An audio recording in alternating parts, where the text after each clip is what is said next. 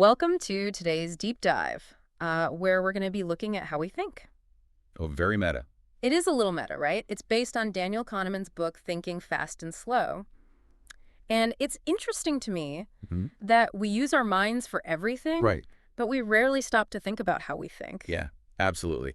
That's really the first step toward understanding Yeah. how to make better decisions, Right. whether it's something small and personal or like a major judgment call at work.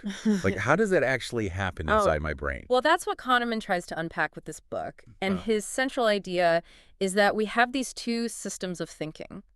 He calls them System 1 and System 2. Okay. And it's almost like a dynamic duo. Yeah, I love that analogy. So Yeah. system one is like the speedy, intuitive one. It's Yeah. all automatic, Right. emotional, effortless. It's what helps you instantly recognize a friend's face or, know that 2 plus 2 equals 4 without even thinking about it. Right. Or driving a car. Yes, exactly. Yeah. Things that have become second nature. Those are often governed by system one. Right. And then we have System 2, which is more like the careful, logical side. And it's slower. Yes. It takes effort. Right. This is when you're tackling a complex problem. Exactly. You're trying to learn a new skill, kind of like switching from autopilot to actually having to pilot the plane. Yeah, precisely. Yeah. And it's so fascinating how these two systems interact. Sometimes they work together seamlessly, Right. but other times they clash, Yeah. leading to those fascinating quirks and biases that Kahneman describes in the book. Yeah, and I was particularly intrigued by the examples he gives of expert intuition, like the chess master who can just glance at a board and just instantly, boom, checkmate in 3, or the doctor making a split-second diagnosis that saves a life. Right. It seems almost like magic, but is it really magic? Not quite magic, but it is like years of accumulated patterns embedded deep within System 1. Think about it. You do this all the time, too. Wait, me? I wouldn't call myself an expert at anything like that. But you are an expert in your own life. I mean, you can instantly sense someone's mood on the phone from their tone of voice. Or you might walk into a room and just know the conversation was about you. I never thought about it like that. So those seemingly magical moments are actually just System 1 Right. working its pattern matching magic based on tons of experience. Exactly. Okay. It's pretty mind-blowing. And speaking of System 1's surprises, there's that story about how it even affects our memories, which I found wild. He describes this study where people had to experience two painful events, one longer than the other.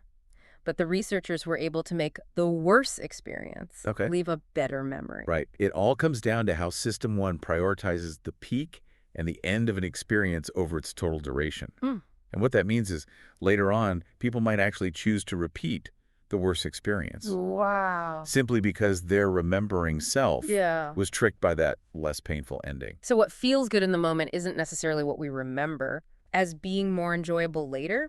So I guess this has big implications for things like how we measure well-being, right? Precisely. There's this constant tension between our experiencing self, Right. what we feel in the moment, Yeah. and our remembering self, what we recall and base our future choices on. Yeah. And this has major consequences for understanding happiness, Yeah. which we can delve into a little deeper later. Yeah. Okay, this next part about mental energy really fascinated me. Okay. So the idea that this isn't just a metaphor, Yeah. but that our brains actually use up more glucose than most other parts of our body, that's wild. It's like fuel for the thinking engine, right? Yeah. And just like with physical exertion, Yeah. tough mental tasks or acts of self-control, they actually deplete your blood glucose levels. In fact, research has shown that after completing a mentally demanding task, participants had lower blood glucose than those who did an easier task. So it indicates that our brains actually use measurable energy when we think hard. So after a long day of deep thinking, our brains are practically running on fumes. You could say that. Maybe that's why I always crave something sweet after this show. There you go. That's a great point. And here's the really interesting part. Yeah. Just like refueling after a workout, Yeah. consuming glucose can actually help to reverse some of those depletion effects. So that's my excuse to grab some cookies. Mm. Okay, on to self-control. Kahneman brings up that classic marshmallow test with kids. Yeah, the Oreos. And the temptation of those delicious Oreos. And what I find so fascinating about that is how this seemingly simple test of delayed gratification in childhood can be predictive of later success in life. It's true. Research suggests there's a strong link between self-control and achieving positive outcomes Yeah. in many areas of life: academics, health, even finances. I know some folks argue that the marshmallow test doesn't tell the whole story, right? That factors like socioeconomic background and Right. trust in the experimenter can also play a role. For sure. But still, it makes you wonder if there are ways to strengthen those self-control muscles early on, you know? Absolutely. And just understanding how those factors contribute to our ability to delay gratification can give us valuable insights Yeah. into setting ourselves up for success. Yeah. Speaking of subtle influences, let's dive into this idea of priming, Okay. where unconscious cues can influence our thoughts and actions. Priming is a powerful example of how System 1 operates behind the scenes, Right. shaping our choices without us even realizing it. Right. And it can lead to some pretty surprising outcomes. Yeah. Take that study where people lied either on the phone or an email. You mean the one where the phone liars preferred mouthwash Exactly. and the email liars wanted soap? That one was hilarious. I know. I would love to hear more about how priming works on like a psychological level. It's all about these unconscious associations, right? Right. So the act of speaking on the phone, Yeah. it subtly activates thoughts that are related to the mouth. Interesting. And then that unconsciously sways later preferences. Huh. And while email is less physically connected to those sensations, Okay. it just highlights how deeply interconnected Yeah. our sensory experiences and thought processes are. I have to admit, I've noticed priming in my own life too. Whenever I see a tempting food ad, I suddenly crave it, even if I wasn't hungry before. Oh, for sure. It's amazing how these subtle cues can like manipulate our desires, isn't it? It is. Yeah. But remember, it's not like we're puppets. Right. These priming effects are real, Yeah. but they aren't all powerful. Right. System 2, our conscious thought process, can step in and override them when needed. Right. The key is awareness. Once we understand these shortcuts, we can start recognizing and potentially counteracting them. So it's not just about being aware of what's happening around us, but Yeah. also understanding what's happening within us. Exactly. That makes a lot of sense. Now, tell me more about this idea of cognitive ease Okay. and how it relates to the illusion of truth. So does it Yeah. mean that simply feeling at ease with something makes us believe it's true, even if it's not? That's a great way to put it. Things that are familiar or easy to process, they tend to feel more truthful. Right. Just think about a statement that's repeated over and over. The more you hear it, Right. the truer it starts to feel, regardless of any evidence. Right. Or even like the effect of names. Kahneman points out that quotes from sources with easily pronounceable names are judged as more credible. Isn't that crazy? Yeah. Yeah. It sounds crazy, but it really shows how easily our perception of truth can be swayed by factors that have nothing to do with actual validity. Yeah, that's the illusion of truth in action, that feeling of cognitive ease. Yeah. It can stem from many sources, Right. not just the accuracy of the information. Like a rhyming aphorism might sound profound, but it doesn't make it true, right? The good news is awareness is the first step to recognizing when those mental shortcuts might be leading us astray. Kahneman also highlights how we often crave those neat, coherent stories, Yes. even if they're not entirely accurate, like that example with the bond prices after Saddam Hussein's capture. Exactly. So the markets first rose, then fell, Right. both seemingly explained by the same event. Right. It just perfectly illustrates how our deep-seated need for a narrative Yeah. driven by System 1 Yeah. can lead to faulty causal explanations. I guess it goes back to what we were saying with those mental shortcuts, right? Even when faced with complex situations, we still try to force them into these like simple, easy to understand stories. Right. In a world of limited information, System 1's job is to kind of weave together a story, even if it's not the whole truth. Right. And that's where those biases can really trip us up. Kahneman also talks about this tendency to answer simpler questions when faced with difficult ones. Oh, yeah. He calls it substitution. Can you tell me more about that? Certainly. So instead of grappling with a complex issue, Yeah. System 1 might swap in a simpler question that's easier to answer. Okay. For instance, instead of evaluating a political candidate's policies, Right. we might substitute an easier judgment based on, how likable they seem. Right. So it's like taking a mental shortcut, Exactly. but one that can lead to significant errors in judgment, especially when we try to predict the future. Exactly. We often substitute our assessment of the current evidence for a true prediction, Right. neglecting crucial factors like, regression to the mean. And System 1, our intuition, really dislikes uncertainty. That makes sense. Our minds like to feel in control, even when dealing with things we can't possibly predict with 100% certainty. Exactly. Speaking of which, what about that Google success story? It seems like everyone wants to know the secret formula, but is it really that simple? It's tempting to look back and create a narrative, Right. pinpointing the exact reasons for their triumph. Right. But this often leads to overestimating the role of skill Yeah. and underestimating the role of pure luck. So even in the world of business, we can fall prey to these illusions of understanding. Yeah, It's a good reminder that success isn't always a straight line, right. and often there are factors beyond our control. Absolutely. We can't rewind history and play out every alternative scenario. We only see the path that actually happened, Right. which can give us a very distorted view of how predictable things really are. Which brings us to the hindsight bias. That feeling that after something happens, it all seems so obvious, like, oh, we should have seen that coming. It's true.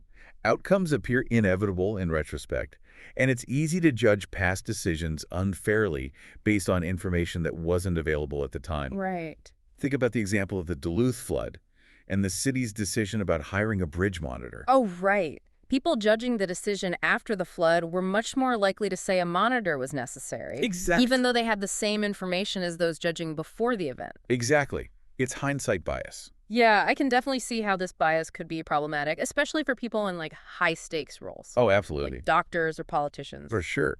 It underscores why understanding this bias is crucial for making fairer evaluations Right. of decisions that were made under uncertainty. Okay, let's talk about the illusion of skill. It's this belief that we're better at things than we might actually be, Right. especially in fields like financial investing. What's at the heart of this illusion? It goes back to System 1 and how subjective confidence is often a feeling rather than a judgment based on actual expertise. Right. So we might feel like we know what we're doing, Yeah. even when the evidence suggests otherwise. Think of those investors who consistently outperform the market. Right. Are they truly skilled or just incredibly lucky? So it's about recognizing those situations where our intuition might mislead us, Exactly. where we might be overconfident in our ability. That's precisely. Yeah. It's crucial to understand the situations where relying solely on intuition Right. might be detrimental, particularly when making high-stakes decisions. Yeah. Kahneman even shares his own experience designing a soldier selection system, Uh, where he had to push back against the interviewers' over-reliance on their gut feelings about candidates. so even in areas where experience seems paramount, sometimes it's better to rely on like objective data Right, yeah. rather than those subjective feelings. Precisely. And that's a good segue into talking about the difference between our experiencing self and our remembering self. Okay. This colonoscopy study Yeah. really illustrates this concept vividly. So patients reported their pain throughout the procedure, but one group had it slightly longer with a less painful ending. And that group actually remembered the experience as less painful overall, I know. even though they endured more total pain. That's so counterintuitive. It is. And it goes back to that peak end rule. Our memories Right. are heavily swayed by the most intense moment and the Yeah. final moment of an experience. So our remembering self might be in control, Yeah. even if it means our experiencing self endured more discomfort. It's almost like our memories aren't always the most reliable indicators of how we actually felt during an experience. That's an important insight. And it raises some really profound questions about happiness and well-being. Right. If our remembering self dictates our choices, Yeah. even if those choices lead to less happiness in the moment, Yeah. what does that mean for living a good life? What can we learn from that? Those are great questions, and I think they lead perfectly into the next part of our conversation. So we've established that our memories aren't always the most accurate representation of our experiences. And speaking of potentially misleading memories, I'd love to hear more about this idea of like jumping to conclusions, where our desire to make sense of the world can sometimes backfire. That's a key point. Right. Kahneman talks about how our brains are kind of wired to see patterns Right. and make connections, Right. even when they might not actually exist. Yeah. Like the example with the kidney cancer rates in different counties. Right. I remember reading about that. Researchers found that like rural, sparsely populated counties Yes, in certain states tended to have both the highest and the lowest rates of kidney cancer. exactly. It seemed paradoxical. It does, right. But At first glance, it's so tempting to assume that something about rural life, maybe fresh air or fewer environmental toxins, is either like protective against cancer or somehow causing it. right, right. But the truth is far simpler. I bet it has something to do with those smaller populations, right? Precisely. It all boils down to what Kahneman calls the law of small numbers. Okay. With smaller sample sizes, you're much more likely to see extreme results, Right. purely due to random chance. So those rural counties, just by virtue of having fewer people, Yeah. are more prone to those statistical outliers, whether high or low. So it's not that rural living causes or prevents cancer, it's just that the small sample size Right. makes those rates more volatile. Exactly. It's like that saying, correlation doesn't equal causation. Exactly. Our brains love to find those causal explanations, but sometimes it's just statistics at play. It's a great reminder that even when we see a pattern, we shouldn't always assume there's a deeper cause.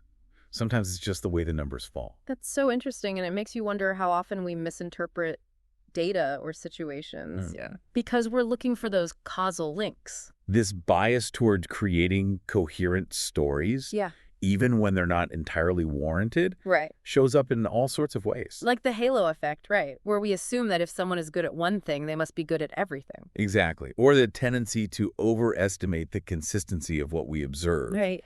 even when it might just be random variation.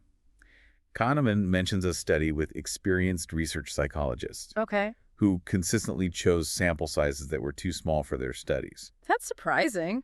You'd think experienced researchers would know better. It happens. Even experts can fall victim to these cognitive biases. In this case, they were overconfident in their ability to draw conclusions from limited data. They essentially believed in the law of small numbers, assuming even small samples would be perfectly representative of the larger population. Which can lead to all sorts of inaccuracies in research findings. Right. It's a good reminder that everyone, regardless of expertise, should be aware of these potential pitfalls. Absolutely. And speaking of pitfalls, let's talk about anchoring, where an initial value influences our subsequent judgments, Oh, right. even if it's totally arbitrary. Like that experiment where people spun a wheel of fortune with numbers on it. Yes. And then they were asked to estimate things completely unrelated to the wheel, like the percentage of African nations in the UN. Exactly. Those who spun a higher number tended to give higher estimates for everything else, Wow. even though the wheel spin was purely random. Wow. It's because System 1 is so quick to latch on to any initial information Right. and use it as a reference point, Right. even when it's irrelevant. So even something as random as a spin of a wheel can anchor our judgments. It can. It's like our minds are always searching for a starting point for their calculations. I bet this happens all the time in everyday life without us realizing it. Think about negotiating a salary. Okay. Yeah. The first number thrown out there, even if it's arbitrary, will act as an anchor. It'll unconsciously influence both your and the other person's subsequent offers and counteroffers. That's a great point. Yeah. So how do we fight against this anchoring effect? Is there a way to break free from those initial numbers? Awareness is key. Yeah. Once you recognize that you're being influenced by an anchor, Right. you can try to adjust your thinking accordingly. Okay. Kahneman mentions a technique called thinking the opposite, Okay. where you actively search for arguments against the anchor. So instead of accepting that first number, Yes. you force yourself to consider alternative perspectives and possibilities. It sounds like it takes conscious effort, though. It does. It's about activating System 2, that more deliberate reasoning process, Yeah. to counteract that pull of System 1. Right. It's a skill that requires practice, but it can help us arrive at more objective judgments. That makes a lot of sense. Now, what about this idea of availability? You mentioned earlier how our memories can sometimes be misleading. Right. And it seems like this is like a prime example of that. It's the idea that the easier it is to recall examples of something, Yeah. the more likely we are to judge it as frequent or probable. Right. For instance, if you just saw a news report about a plane crash, Right. you might suddenly feel like flying is incredibly dangerous, Right. even though statistically it's still very safe. It's because that vivid memory of the crash is readily available in your mind, Exactly. coloring your perception of risk. Right. I've definitely noticed this in my own life. After reading a scary news story, Yes. I suddenly feel like those events are happening all the time. It's a natural response, Hmm. but the availability heuristic can be misleading, Yeah. especially when dramatic or emotionally charged events are involved. Right. Our brains aren't always great at distinguishing between what's readily recallable Right. and what's statistically probable. Kahneman mentions a study where people were asked to list either 6 or 12 instances of their own assertiveness. Oh, interesting. And those who struggled to come up with 12 examples Right. actually rated themselves as less assertive afterward. Wow. It's like their minds were saying, well, if I can't easily think of examples, it must not be true. Precisely. That ease Right. or difficulty of retrieval becomes the basis for our judgment. Yeah. And that can be a dangerous shortcut, especially when we're making important decisions. It really highlights how our memories can influence our perceptions and judgments in like unexpected ways. Speaking of shortcuts, let's talk about representativeness, Yeah. where we tend to judge things based on how well they match our existing stereotypes. Oh, right. Like that example of Linda, who's described as being passionate about social justice and fighting discrimination. And most people, when asked, will say it's more likely she's a feminist bank teller than just a bank teller. But statistically speaking, Statistically, it's always more likely that she's simply a bank teller.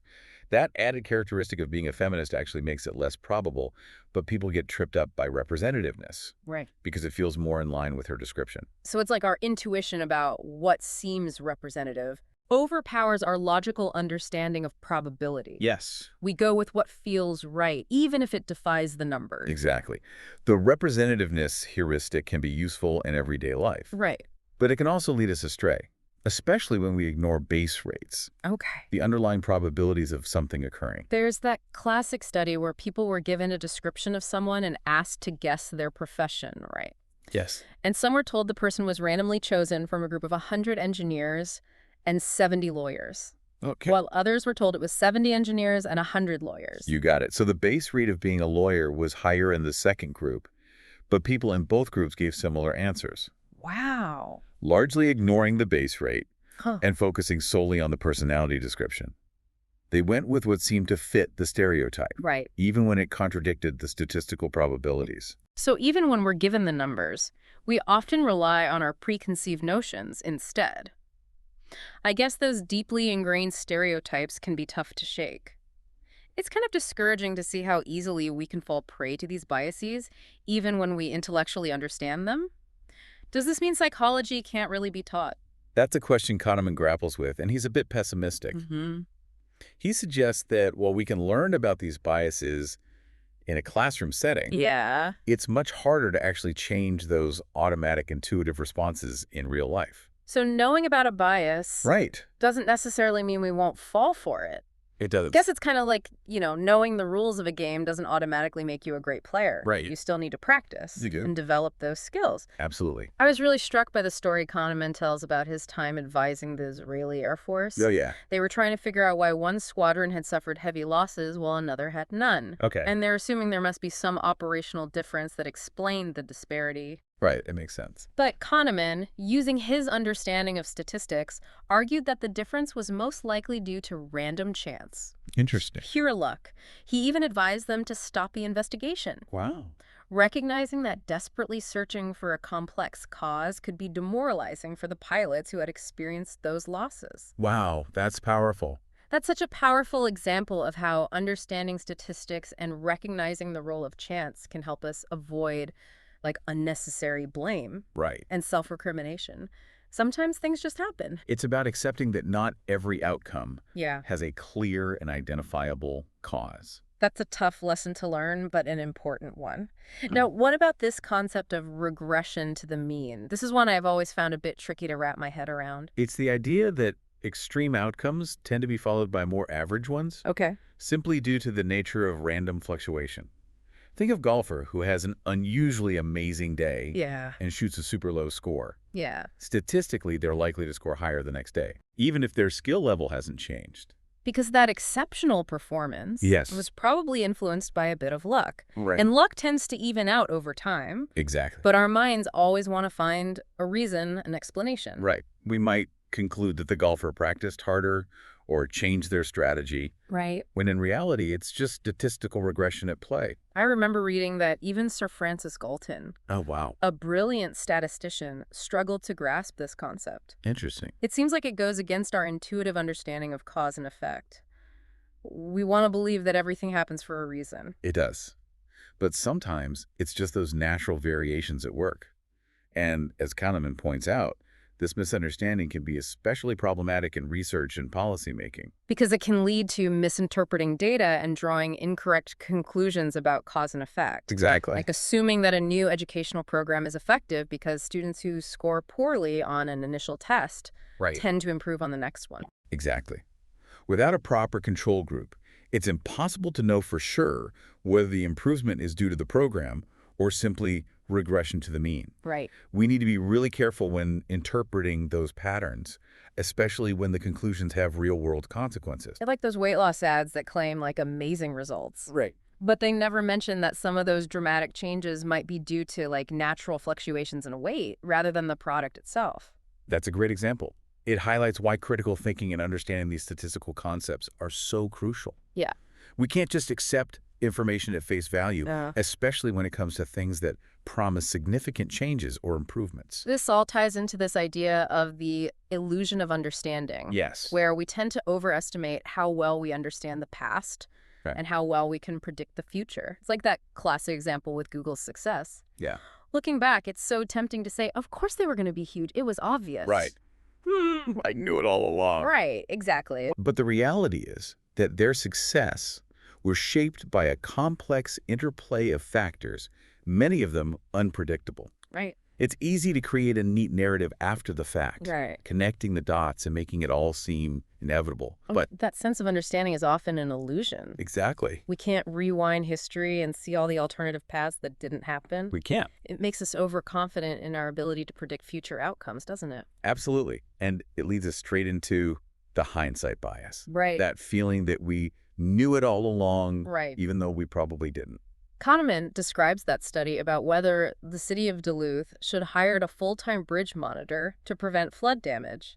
And those who were told that a flood had occurred were far more likely to say yes, even though they had the same information as those who weren't told about the flood. Knowing the outcome colors our perception of the past. It does. It makes everything seem so much more predictable and obvious. It's like we rewrite history in our minds to fit the narrative We do. we now believe to be true. And that's why it's so important to be aware of this bias. It's especially crucial when evaluating decisions that were made in the past. Right. Were those choices truly unreasonable at the time? Right. Or do they just seem that way in light of the outcome? That's a really important point. We need to be more forgiving of past mistakes, both our own and those of others. Yes. Recognizing that we're all susceptible to this bias. Now, what about the illusion of skill? Where does that fit into this picture? It's closely related to overconfidence and the tendency to overestimate our abilities. Yeah. Especially in fields where chance plays a significant role, like finance or investing. It's like those investors who consistently outperform the market. Right. Are they really that skilled, or are they just incredibly lucky? Or maybe a bit of both. That's the question, isn't it? Kahneman points out that in many fields, the correlation between expertise and success is surprisingly low. He describes a study where people were asked to compare pairs of companies. The companies were very similar, but one had a slightly better CEO. And it turned out that the stronger CEO was leading the stronger company only about 60% of the time. Wow. Barely better than random chance. So skill isn't always the deciding factor. It's not. Sometimes luck plays a bigger role than we'd like to admit. It does. So how can we distinguish between genuine skill and just good fortune? How do we know when to trust our own judgment versus relying on a more objective approach? That's a question we'll explore in the next part of our deep dive. Okay. We'll delve into how to recognize when our intuition might be leading us astray. And what strategies we can use to make more rational decisions, even in the face of uncertainty. Welcome back to our deep dive into thinking fast and slow. I have to say, this exploration of our minds has been really eye-opening so far. Yeah, it's amazing how much we can learn about ourselves. Simply by understanding those processes behind our thinking. Yeah. And speaking of understanding, I think it'd be great to shift gears a bit and talk about happiness. Okay. Kahneman dedicates a significant portion of his book to this very topic. He does. And it feels like a natural progression after all this talk about how our minds work and sometimes work against us. I'm really curious to hear what he has to say about achieving happiness. Well, he starts by making this distinction between two types of happiness. Okay. Experienced happiness, the feeling we have in the moment.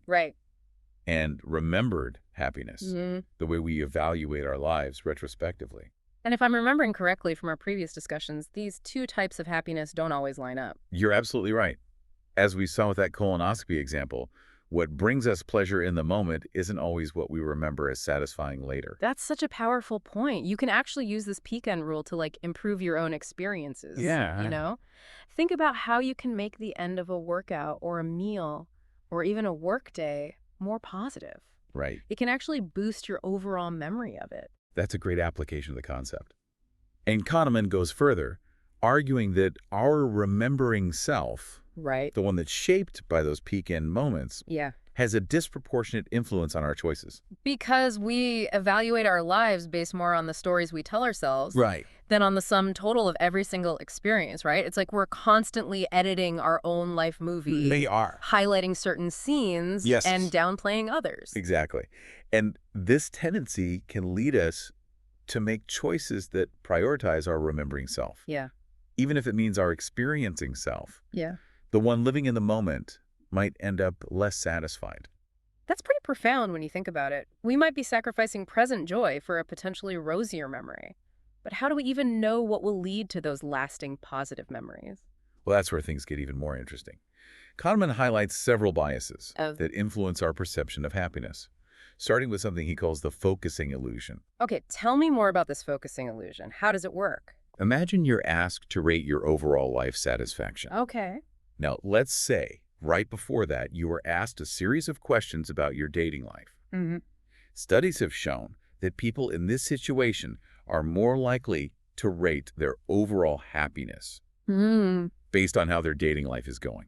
Interesting. It's as if dating suddenly becomes like the most important factor in their overall well-being. So we overemphasize whatever happens to be at the forefront of our minds. It's like shining a spotlight on one small aspect of our lives Yeah, and ignoring everything else that contributes to our happiness. precisely. And this illusion extends beyond dating, of course.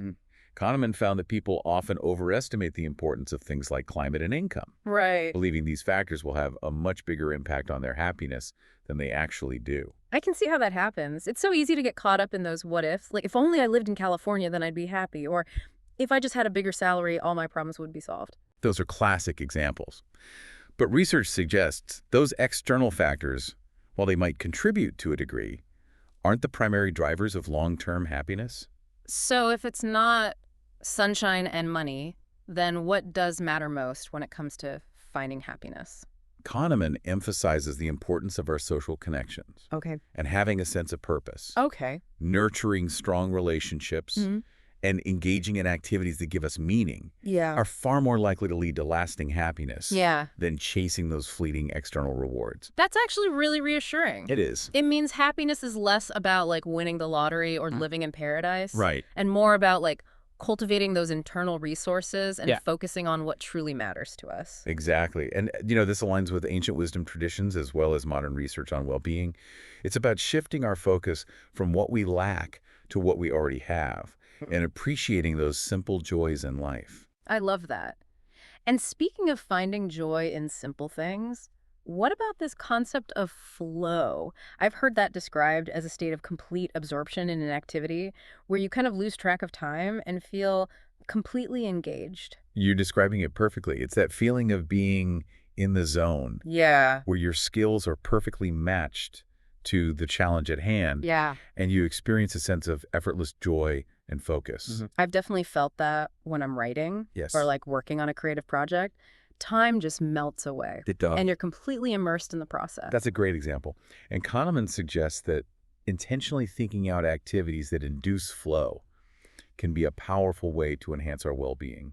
Because in those moments of flow, we're not dwelling on the past or worrying about the future. Right. We're simply present in the experience, fully engaged and alive. It's almost like a form of meditation. It is. Zero action. That's a wonderful way to think about it. It's about finding those moments of joy and fulfillment in the everyday, Yeah. rather than constantly striving for some future state of happiness. It seems like a much more sustainable approach to happiness. Instead of chasing some elusive goal, we can focus on cultivating these like small moments of joy and engagement Yes. throughout our day. And ultimately, that's what Kahneman's work points to. It's about understanding the complexities of our minds, both the strengths and the biases, Right. so we can make choices that lead to a richer, more fulfilling life. He concludes his book with a thought-provoking question. Yeah. Reflecting on those two selves, the experiencing self and the remembering self. Right. He asks, what would happen to a person who had the experiences of a contented but amnesic tourist? It's such a fascinating thought experiment. It challenges our assumptions about what constitutes a good life. Yeah. If we can't remember our experiences, do they still have value? Mm. Or is happiness solely dependent on the stories we construct in our minds? That's a question that stayed with me long after I finished reading the book. Yeah, me too. It makes you think about the nature of happiness, the role of memory, and the importance of, like, savoring each moment as it unfolds. And that's a great place to leave our discussion. This has been such an insightful exploration of Kahneman's work. I feel like I have a whole new perspective on how I think, make decisions, and even approach the pursuit of happiness. It's been a pleasure discussing these ideas with you. To our listeners, thank you for joining us on this deep dive into thinking fast and slow. I highly recommend picking up a copy of the book for a deeper exploration of these fascinating concepts. We'll see you next time for another deep dive into a new topic.